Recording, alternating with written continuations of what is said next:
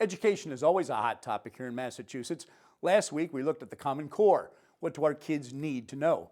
Well, tonight it's PARCC, the Partnership for Assessment of Readiness for College and Careers.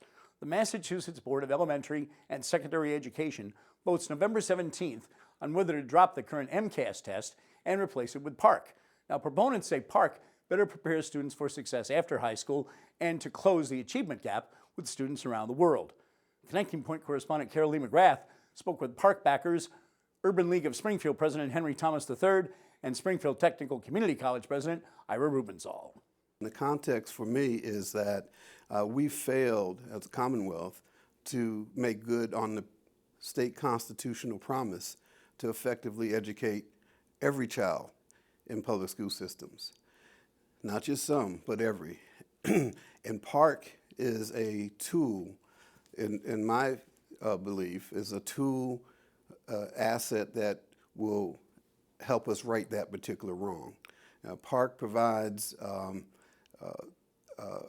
it informs instruction, it informs students as to how well they're doing, it informs administrators in the community as to how we're progressing around getting students college and career ready. And I would add citizenship as well. And Ira, how do you think it does that better than the M.C.A.S test which we've had in Massachusetts? Well, the philosophy behind PARCC is to prepare students for career and college. The philosophy behind M.C.A.S is to test the skills that students need to finish high school. And those are two different objectives. So the challenge we have in public higher education, especially at the community colleges, is that many of our students come and are not ready to do college level work, even though they've passed their M.C.A.S. So our hope is that PARCC will begin to deal with that issue. Now, I don't think a test by itself is going to deal with it. I think it has to do more with improving the public schools and having the schools focus more on preparation for college. Why would PARCC address that, though? Because the PARCC test would now be taken in the 11th grade, so that would give them one more year of preparation. Is that what you're getting at? Right. So one issue is that the M.C.A.S stops at the 10th grade, it's the end of the 10th grade. And so, for example, in mathematics, if you pass your M.C.A.S at the end of the 10th grade, you can get your diploma and you can attend college. We find is that students who don't take additional math, who finish at the 10th grade, they've completed what's necessary in terms of their diploma, high school diploma, they slide backwards. So if they don't take math in 11th grade, they don't take math in 12th grade, they come to us kind of back in 9th grade. Right. They've slid back. And so they're not ready to start college level math. We're doing some catch up. So I'm hoping is that our hope is and expectation is, and this is the way it was described to us, is that PARCC will focus on greater preparation for students to enter college. Now, Education Commissioner Mitchell Chester has made a shift in his position. Mm-hmm. He's the chair of the governing board for PARCC. Mm-hmm. And he has now said that he would make a recommendation to go to M.C.A.S 2. Are you satisfied with that? PARCC is ready to go now. It has the technology already in place. It's vetted. It's a reliable and valid assessment tool that's been tested.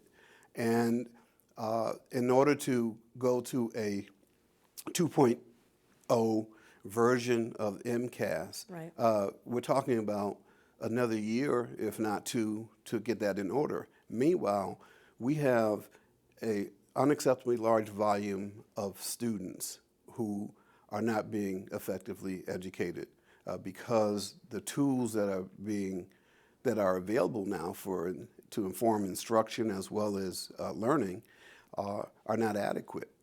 Now, those who are opposed to PARCC point to the fact that Massachusetts has always scored at the top on the NAEP test, which is really the nation's report card.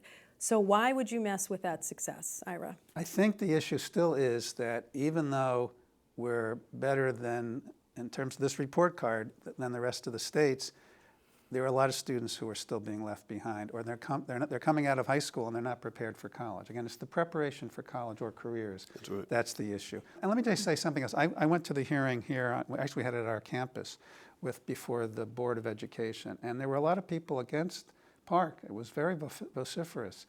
a lot of parents. And what I heard was that their children felt under a lot of pressure. And I think it has to do with what's going on in society, that with a high school education, it's very difficult to earn a living any longer. And so these young people are under a lot of pressure to produce and to succeed academically. 30 years ago, it was quite different. There is a lot of pressure. There's when a lot of when pressure. you're talking about testing in schools, Exactly. I mean, I could speak to that firsthand. Yes. But when you talk about PARCC, one of the criticisms is, A, it's going to take away the control of the state. And when you look at the original members who were in PARCC, there were about 26, 24 states are really questioning whether they're going to continue in PARCC. So do you want to join this, this testing if all of these other people are jumping ship? Well, it ain't over until it's over. Not everybody has jumped. Not everybody has decided as to whether they're going to sign on or not. However, PARCC is a partnership of states for assessment to determine readiness for college and career. That the emphasis here is on partnership. It's a partnership of those states, and they have control around the content of the assessment tool. And they'll have an opportunity to also be informed by higher education, because there's a higher education advisory committee to help provide relevant information that will make the test relevant and reliable. But I think there's also another answer, an additional answer to the previous question as to why go with a new thing if you already have a good thing? Right. Essentially, well, we have a good thing in that it gave great value, and that was necessary.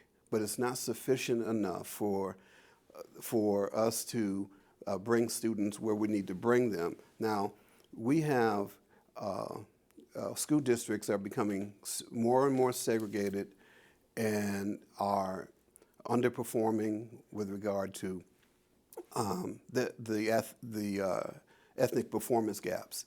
Well, those gaps have to be filled. So no matter, even though we lead the country in academic progress, our performance gaps between majority and minority students is like 20, 30, and sometimes even 40 points. And you really think PARCC's the answer? Because the head of the teachers union, the M.C.A.S, says you're wrong. Former Senate President Tom Birmingham doesn't agree. So you really think that that would be the answer? Well, first of all, they have a right to be wrong, and secondly,